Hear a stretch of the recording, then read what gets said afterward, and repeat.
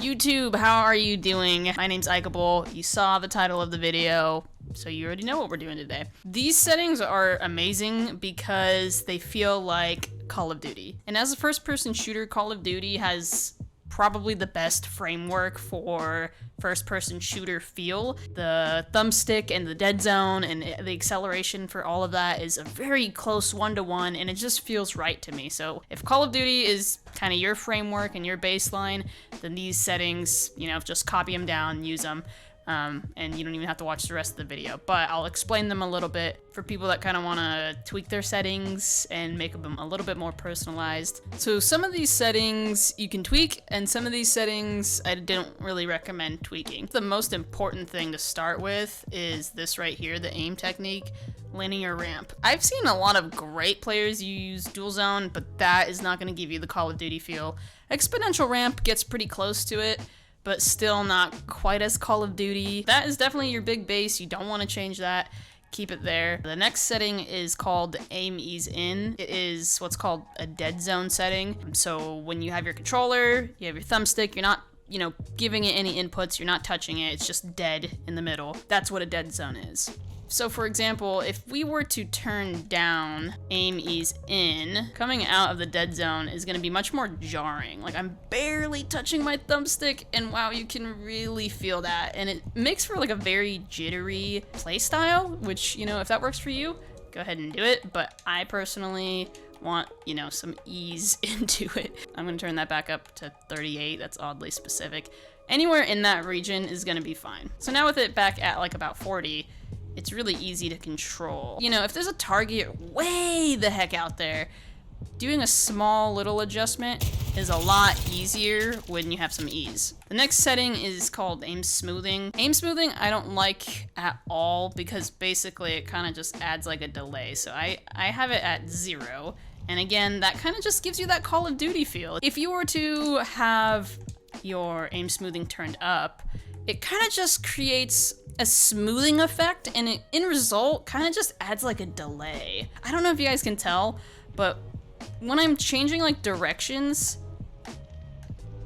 it's like my screen has to like pump the brakes before it can shift over to the next angle. Instead of it like just going back and forth, it's like slowing before it changes directions again. So I'll show you that some more. This is with it at 100%. It's just kind of like delayed. And again, I'll just demonstrate what it looks like with it turned off. Oh my god, it's day and night.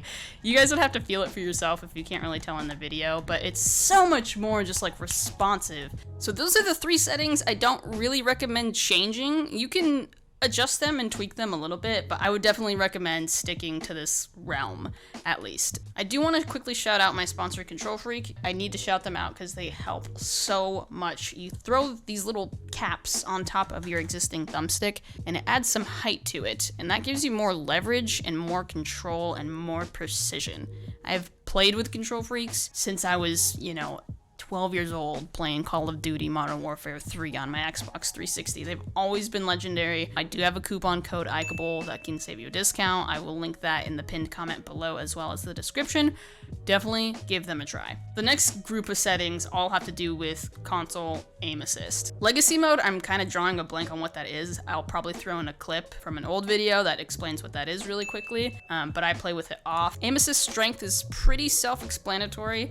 The ones that might not be are window size and aim assist ease in. So let me show you what aim assist window size 100 really means. So every bot or player has a hitbox around their character model, and on console there is a size around that hitbox that tells the game when your aim assist should start engaging. So basically aim assist is going to start engaging around the player model really far out. Like, it's not going to be right up at the edge of the hitbox, it's going to be way out here.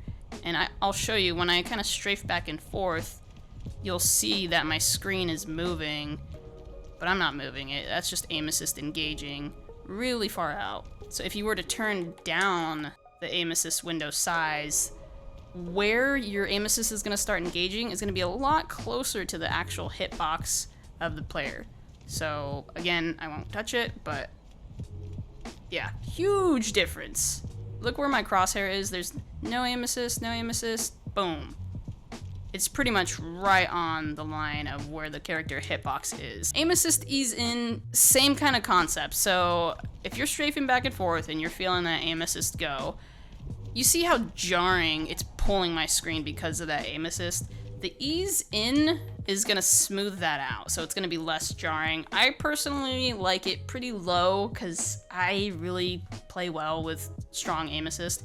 A lot of people don't, but I do, so that's kind of where I have mine at. If I were to turn this up to 100, for example, it's gonna be a lot less jarring of a change. So that can feel pretty good, so when a tracer blinks across your screen's not gonna get yanked as bad as it would with less ease. Again, I kind of play well with the yanking of the aim assist. Sometimes it gets in my way, but I've just practiced with it a lot now.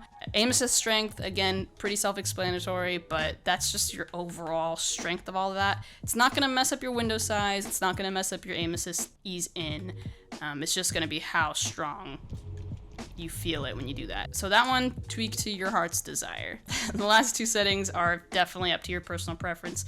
Horizontal and vertical sensitivity. Play with whatever feels good. A good way to find out what your sensitivity is just seeing how accurate you are. And sometimes if you're just doing like a 360 spin and you're able to land your crosshair on the enemy 9 out of 10 times, that's probably the sensitivity you want to be playing at. If you're kind of overshooting it and landing too far out, it might be too fast. If you're undershooting it and not landing quite on your target, it might be a little too slow. These settings right here are what I think are the best console settings because, again, it just feels like Call of Duty. It feels like something we're all so familiar with. It feels like what a first-person shooter should feel like. Just being able to have the game and aiming behave the way you expect it to, that's what these settings do. Hopefully you get the same vibes from these settings and they feel a little bit more familiar because Overwatch default settings are so foreign and they don't feel quite right, which is why I started making these videos to begin with. But